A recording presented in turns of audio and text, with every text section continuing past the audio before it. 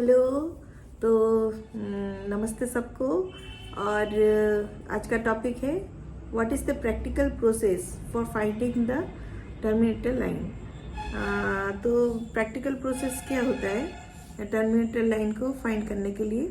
तो प्रैक्टिकल में आपको दिखाऊंगी, तो देखिए। प्रैक्टिकल प्रोसेस है टर्मिनेटर लाइन को ढूंढने का। तो आप कैसे ढूंढ सकते हैं?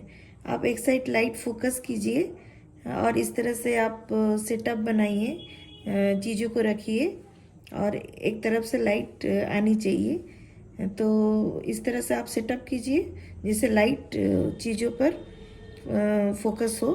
तो उसके बाद आप देखेंगे टर्मिनेटर लाइन कैसे ढूंढा जा सकता है। तो इस तरह से प्रैक्टिकल वे में आप देखिए। तो आप एक पेंसिल लीजिए, उसके बाद आप देखेंगे इस तरफ पूरा जो लाइट गिर रहा है पूरा डायरेक्ट वो सेंटर लाइट है। कहाँ पर नहीं दिखाई दे रहा है, इसका शेडो यहाँ पर नहीं दिखाई दे रहा है। तो यहाँ पर आएगा आपका टर्मिनेटर लाइन। तो इधर से आपका टर्मिनेटर लाइन शुरू होता है।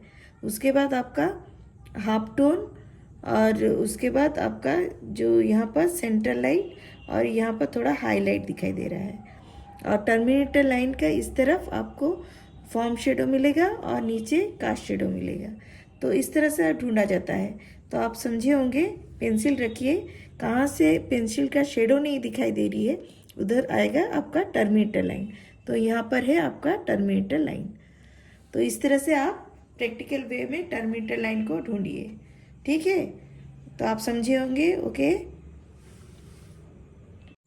तो आपको समझ में आया होगा किस तरह से आप सेटअप करके लाइट को एक तरफ फोकस करके आप चीज़ों को रख के आप किस तरह से टर्मिनेटर लाइन को प्रैक्टिकल वे में आप ढूंढ सकते हैं।